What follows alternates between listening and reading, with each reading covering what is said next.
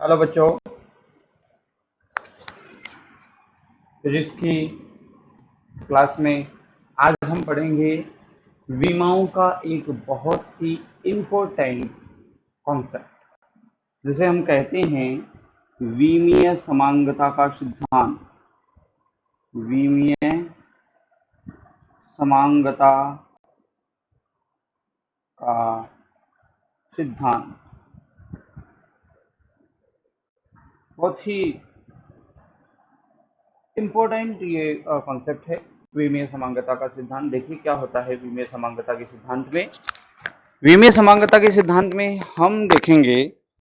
विमीय समांगता का सिद्धांत ये कहता है कि कोई भी दो भौतिक राशियां केवल और केवल तभी जुड़ सकती हैं जब उन दोनों की विमाएं बराबर हों, और तभी घट सकती हैं जब उन दोनों की विमाएं बराबर हों। ये बात समझ में आई आपको? देखिए, इसको एक एग्जांपल लेके समझते हैं। मान लीजिए कि किसी व्यक्ति के पास 10 रुपए और साथ में 2 पैकेट जो हैं वो बिस्किट है।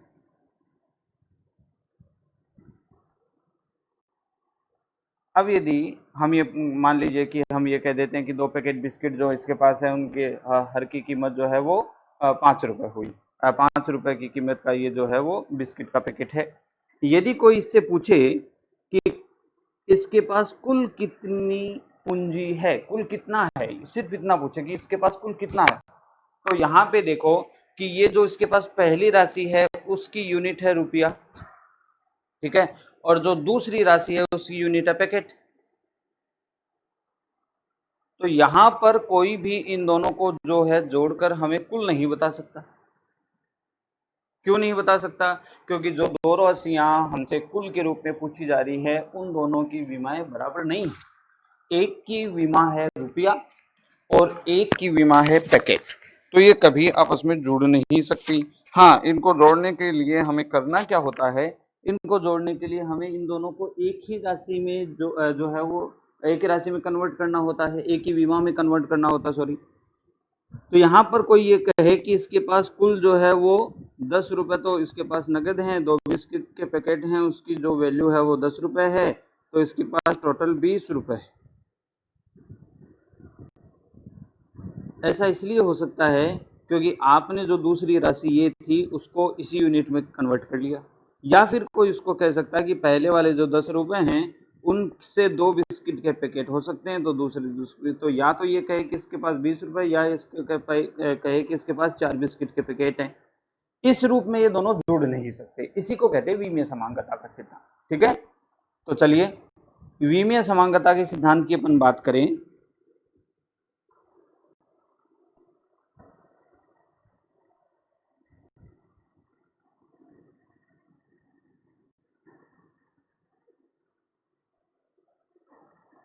तो देखिए भैया, ये कहता है समान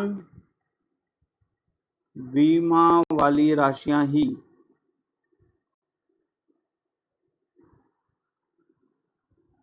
आपस में जुड़ या घट सकती। मैं ये बता दूं, यहाँ पे मैं मल्टीप्लाई और डिवीजन यानी गुणा और भाग के बारे में नहीं कह रहा, सिर्फ जोड़ने और घटाने के बारे में कह रहा हूँ। दो राशियां तभी जुड़ सकती हैं जब उन दोनों की विमाएं बराबर हों, नहीं तो वे नहीं जुड़ सकती और ना ही घट सकती हैं। इसी को कहते हैं विमीय समांगता का सिद्धांत। एग्जाम्पल से याद रखना कि 10 रुपए और 2 बिस्किट के पैकेट डायरेक्ट आपस में जुड़कर टोटल हम नहीं बता सकते। हमें उन दोनों को समान बीमा की राशियों में ही जो है वो चेंज करना पड़ता, नहीं तो वो जुड़ेंगे नहीं आपस में। तो ये हमेशा है, विमा समान होनी चाहिए, नहीं तो वे आपस में जुड़ेंगे नहीं, ना ही घटेंगे। अब देखिए इससे रिलेटेड क्वेश्चन कैसे बनता है, बहुत ही इंपॉर्टेंट ये कॉन्सेप्ट है विमाओं से रिलेटेड। चलिए सबसे पहले एक बेसिक क्वेश्चन अपन उठा लेते हैं। F बराबर AX plus BT plus C समीकरण में F बल है x दूरी है, t समय है, तो ए बी सी ये जो इक्वेशन में दिख रहे हैं की विमा ज्ञात करो।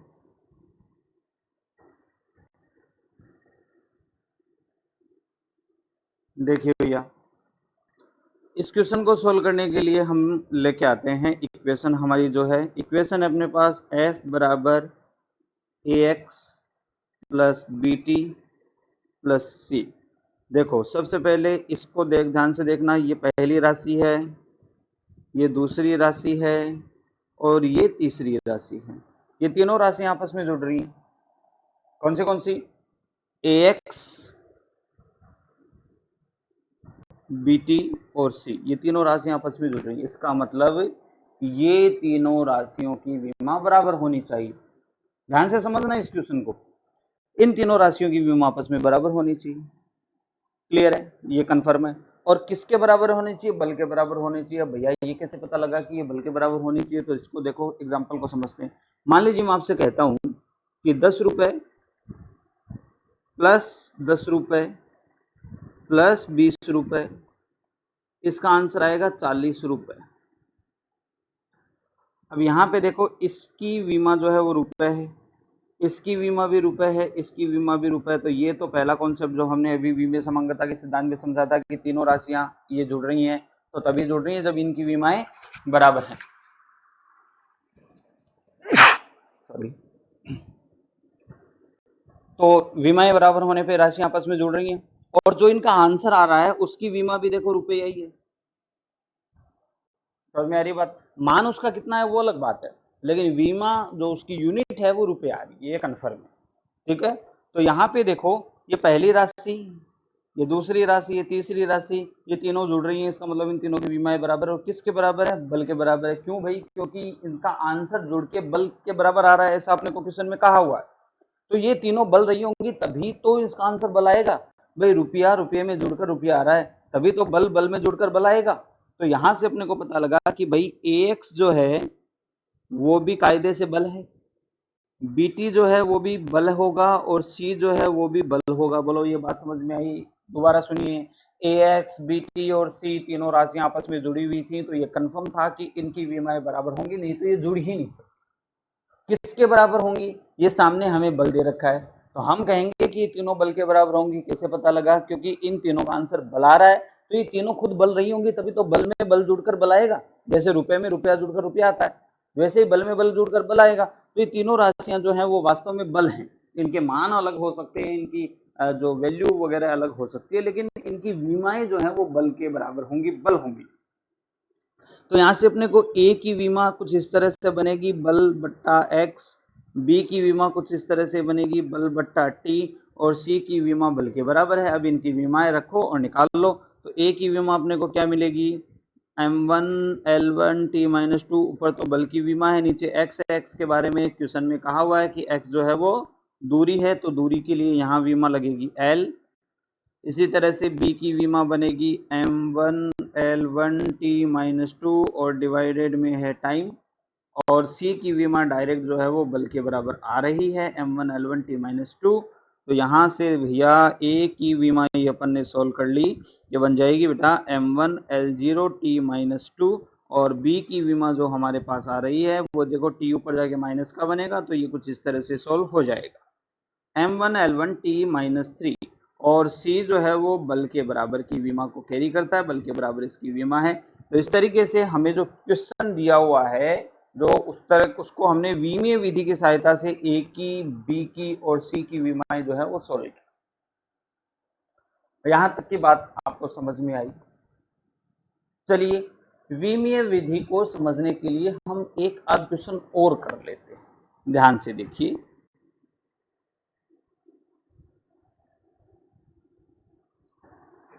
मान लीजिए अपने को कहा जाए कि P बराबर a बटा एक्स प्लस bt है। यहाँ P जो है वो दाब है, ठीक है, और x जो है वो दूरी है, और टी जो है वो समय है। ए बी की विमा ज्ञात करो।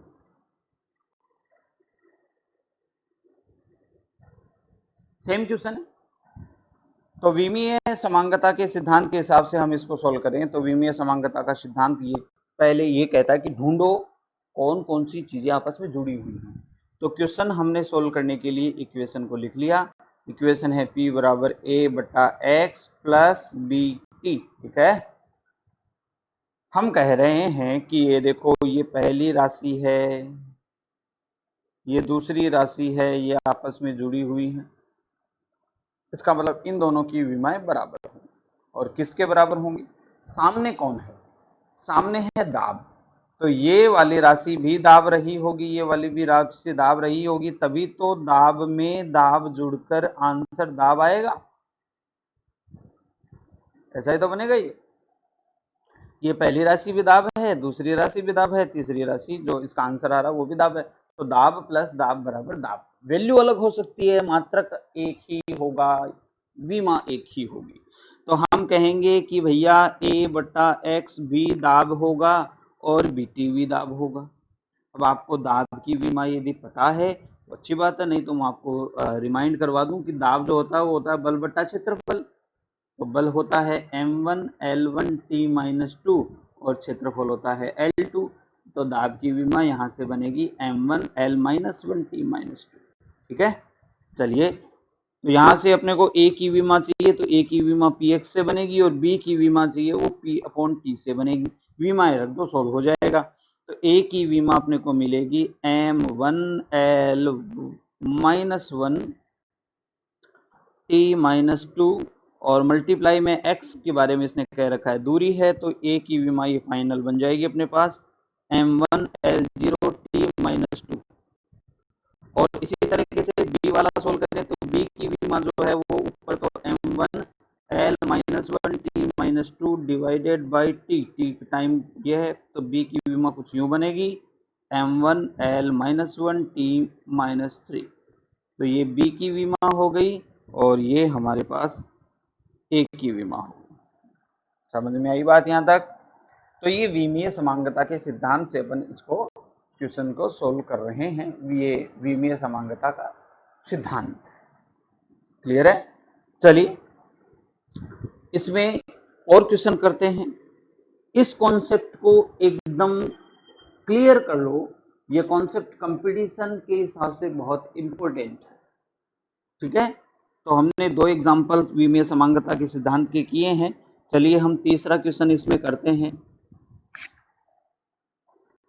V बराबर a plus B upon C minus T समीकरण में v बराबर वेग है यानी चाल है और t बराबर समय है। a b c की विमा ज्ञात करो। देखो भैया समीकरण को लिख लेते हैं पहले। v बराबर a plus B upon C minus T. आपको जितना क्वेश्चन सिंप्लीफाई करके दिखाई दे रहा है उतना आप सिंप्लीफाई करते जाओ। सबसे पहले मुझे दिखाई दे रहा है कि एक तो ये और एक ये दोनों आपस में जुड़े हुए हैं, तो मैं कहूंगा कि इन दोनों की विमाएं बराबर है। और किसके बराबर है? सामने वेग है तो वेग के बराबर है। मैं कहूंगा कि भैया ये वेग है, उसमें वेग जुड़ेगा तभी तो आंसर वेग आएगा। तो मुझे पता लग गया ए जो है वो भी वेग और ये पूरा जो बॉक्स है ये पूरा डब्बा क्या है? वेग। तो यहां से मुझे मिला कि ए जो है वो v के बराबर है और b upon C minus T भी वेग के बराबर है। चलो इसको अपन नीचे लिख लेते हैं। b upon C minus T भी वेग के बराबर है। अब ये हमारी इक्वेशन नंबर 1 है, ये हमारी इक्वेशन नंबर 2 है। अब मुझे दिखाई दे रहा है ध्यान से देखने पर कि ये जो नीचे वाला लिखा हुआ है ये वाला बेटा c माइनस टी, यहां से मुझे ये दिख रहा है, क्योंकि दिक्कत क्या है ध्यान से सुनो।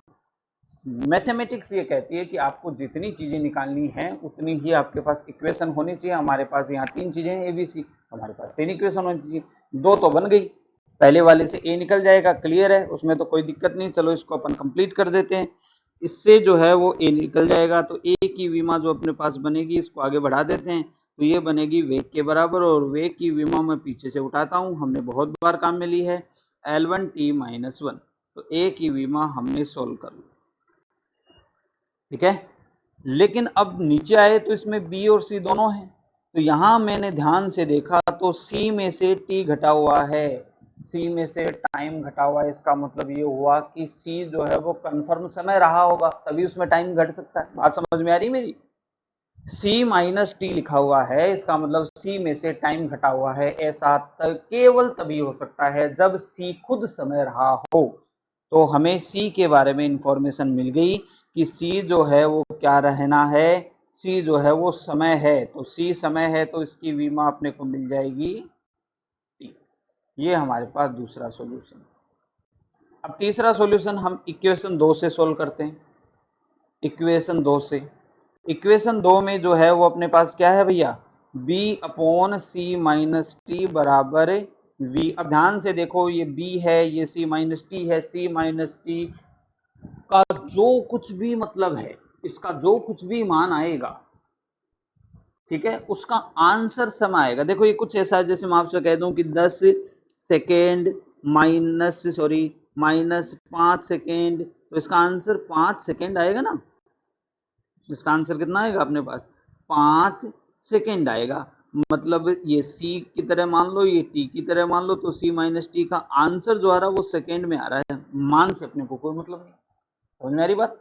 तो यहां अपने को ये कंफर्म हो गया कि b के नीचे जो राशि है वो समय है, ठीक है, बराबर v।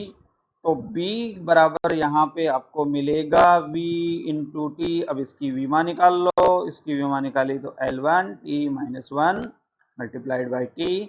तो b की विमा जो आपको मिलेगी वो मिलेगी L1 के बराबर, ठीक है। तो हमारे सॉल्यूशन के हिसाब से, क्वेश्चन ने जो दिया है उसके हिसाब से ए की विमा ये होनी चाहिए वेग के बराबर, सी की विमा समय के बराबर होनी चाहिए, और बी की विमा दूरी के बराबर होनी चाहिए। ये इसका सॉल्यूशन हो गया, ठीक है बच्चों। तो ये, चलिए इसमें और थोड़ा सा अपन आगे बढ़ते हैं, और लेवल के इसमें अपन क्वेश्चन करते हैं।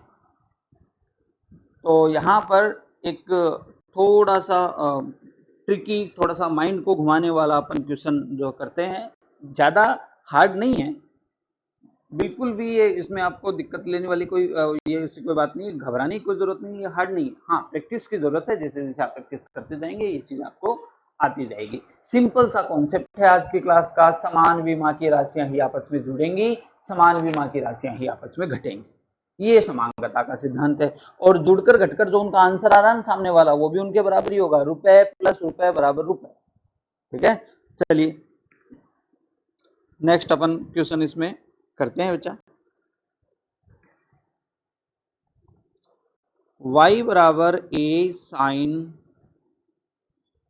ax plus bt plus c एक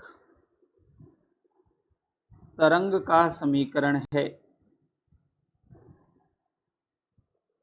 यहाँ x बराबर दूरी है, t बराबर समय है, तो a b c की विमा क्या होगी। देखो, अब क्वेश्चन को पढ़कर आपको ये सबसे पहले दिक्कत ये आ सकती है, आप कहेंगे कि हमें तो पता ही नहीं है कि तरंग क्या चीज होती है, हम तो जानते ही नहीं है तरंग क्या होती है ना। साथ में ये भी कि इनमें जो y है वो क्या है, ये तो दिया हुआ ही नहीं है, स्मॉल a क्या है ये भी नहीं दिया हुआ, तो इसको सोल्व कैसे करें, बराबर वाली चीज तो हमें दे ही नहीं रखी है ना। तो आपको तरंग के समीकरण की यहाँ कोई जरूरत है नहीं, आपको सिंपली थोड़ा सा लॉजिक लगाना है। देखिए मैं बताता हूँ आपको, आपने 9वीं 10वीं क्लासों में पढ़ा होगा sine theta, cos theta, tan theta वगैरह वगैरह पढ़ा है ना। इसी में ही अपन बात करें कि ध्यान से देखो, ये इक्वेशन ये कहती है कि देखो y बराबर a sine ax plus b t plus c. भैया ध्यान से देखिए, हम कह रहे हैं कि ये साइन है, इसके साथ ये ऐसा कुछ लिखा हुआ है, और बेसिकली हम ये जानते कि साइन जो है वो बिना थीटा के आता नहीं, तो वास्तव में ये पूरा समीकरण जो है वो साइन थीटा के बराबर है। बेसिकली बात ये कि साइन के साथ ये जो लिखा हुआ है ना, ये थीटा है, चाहे किसी फॉर्मेट में लिखा हो, लेकिन है तो कौन ही है, तो थीटा ही। ये कन्फर्म है कि साइन के साथ थीटा लिखना, और यही इसका तरीका है। तो साइन के साथ किसी भी रूप में लिखा हुआ हो, चाहे साइन के साथ जो भी होता है वो थीटा होता है। यहाँ से अपने को उसका सॉल्यूशन मिल गया। हम कह देते हैं कि भाई देखो, इसका सॉल्यूशन सीधा सीधा है कि ये जो साइन के साथ लिखा हुआ है ना, ये थीटा है, तो अपने को पता लग गया ax plus b t plus c जो है वो थीटा है। अब अपना काम हो गया, ये सेम टू सेम पहले वाले क्वेश्चन की तरह हो गया। ये राशि ये राशि ये राशि आपस में जुड़ी हुई हैं, तो इन तीनों की विमाएं बराबर होंगी। साथ में किसके बराबर होंगी? थीटा। भाई ये थीटा होगा, ये थीटा होगा, ये थीटा होगा, तभी तो आंसर थीटा आएगा। तो यहाँ से अपने वो मिलेगा ax जो है वो थीटा है, bt जो है वो भी थीटा है, c जो है वो भी थीटा है। तो a आपको यदि चाहिए तो ये मिलेगा थीटा अपॉन x, b या तो आपको चाहिए तो मिलेगा थीटा अपॉन t, और c जो है वो थीटा के बराबर आ रहा है। तब हमने थीटा के बारे में पढ़ा है कि भैया थीटा तो एक विमाहीन राशि है, इसकी कोई विमा होती नहीं है, तो इसकी विमा नहीं होती तो m0 l0 t0 लिख देते हैं। नीचे x दूरी है तो इसके लिए l लिख देते हैं। b के पोर्शन में गए तो ऊपर तो m0 l0 t0 और नीचे समय का t लिख दिया, ठीक है। और तीसरा पोर्शन हमारे पास है ये m0 l0 t0, तो a की विमा आपको क्या मिलेगी भैया? m0 l-1 t0, और b की विमा क्या मिलेगी आपको? m0 l0 t-1, और c की विमा आपको क्या मिलेगी? m0 l0 t0, ठीक है। तो इस तरह से ये अपना सॉल्यूशन हो गया, ये अपना सॉल्यूशन हो गया। ए की, बी की, सी की हमने विमा निकाल ली। क्वेश्चन में कंफ्यूज होने की जरूरत ही नहीं है, अपने को मतलब ही नहीं है तरंग वरंग क्या होती है, ठीक है। समीकरण से हमने देखा कि साइन के साथ जो लिखा हुआ वो थीटा है, तो हमने उसको थीटा के बराबर पुट कर, अपना सॉल्यूशन आ गया। यहाँ तक की बात समझ में आई सबको? तो ये है बेटा विमीय समांगता का सिद्धांत। अविमीय समांगता के सिद्धांत में हम और आगे बढ़ते हैं। विमीय समांगता के सिद्धांत से रिलेटेड कुछ और क्वेश्चन हम इसमें डिस्कस करते हैं। अच्छे लेवल के क्वेश्चन भी हम डिस्कस कर रहे हैं, क्योंकि ये कंपटीशन के लिहाज से बहुत ही इम्पोर्टेंट टॉपिक है। चलिए नेक्स्ट क्वेश्चन अपन बात करें।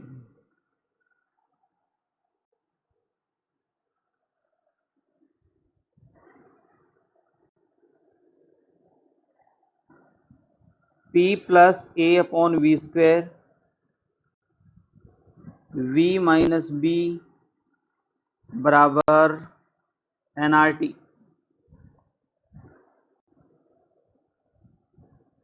वांडर वाल गेज समीकरण है।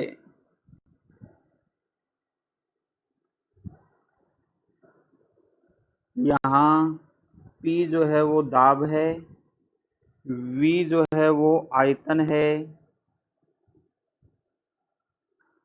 T जो है वो ताप है, R गैस नियतांक है,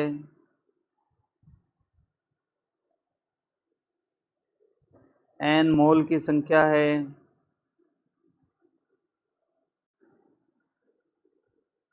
तो A और B की विमा ज्ञात करो।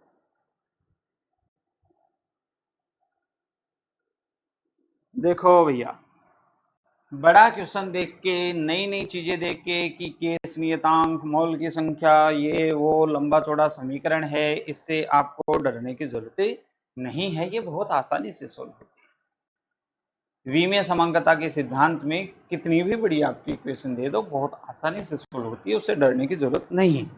देखिए, मुझे ध्यान से देखने पर पता लगा कि हमारे इक्वेशन में P plus a upon V square नाम की कोई चीज लिखी हुई है ना। इसमें दो चीजें आपस में जुड़ी हुई हैं। यहां से मैंने कंक्लूजन निकाला कि यदि ऐसा है तब इन दोनों की विमाएं बराबर होनी चाहिए। क्या होनी चाहिए, कैसी होनी चाहिए, ये अलग बात है, लेकिन इनकी विमाएं बराबर होनी चाहिए, कन्फर्म है। तो मैं कहूंगा कि P की विमा बराबर होगी किसके, A/V²। यहां से ध्यान से देखो, A बराबर आपको मिल जाएगा P इंटू V²। यहाँ पे याद रखना V आयतन है ना, वेग नहीं है।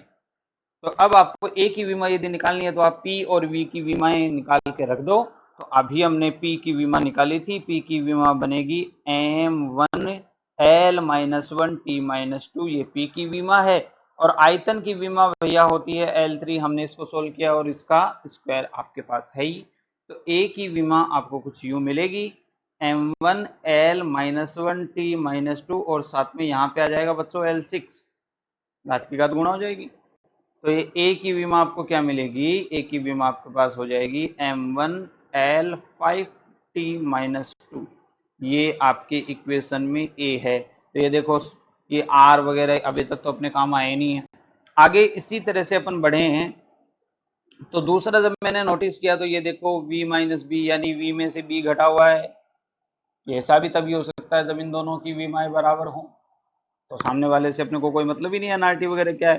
तो यहाँ से अपन ने कहा कि V माइनस बी लिखा हुआ है, यहाँ से मैंने कंक्लूजन निकाला कि V की विमा और B की विमा बराबर होगी, नहीं तो ये घट ही नहीं सकती, है ना। समांगता का सिद्धांत यही तो कहता है कि दो राशियां आपस में तभी जुड़ सकती हैं जब उन दोनों की विमाएं बराबर हो, और तभी घट सकती है जब उन दोनों की विमाएं बराबर हो।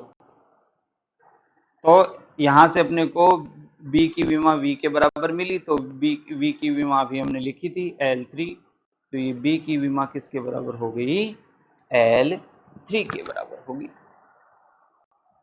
समझ में आई बात।